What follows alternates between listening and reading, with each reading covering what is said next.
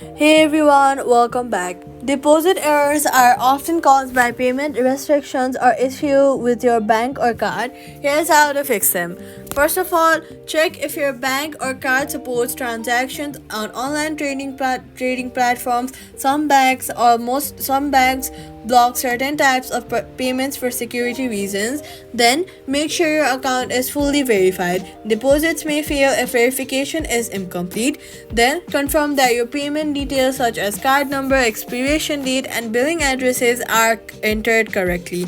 Small errors can cause transactions to be cancelled. Then, if deposits fail, try using a different payment method if available. Alternative options can help bypass bank restrictions or temporary processing issues. Bank or card blocks are the most common cause of deposit failures. Following these steps usually resolve the issues quickly, and that's it. Subscribe for more quick fixes.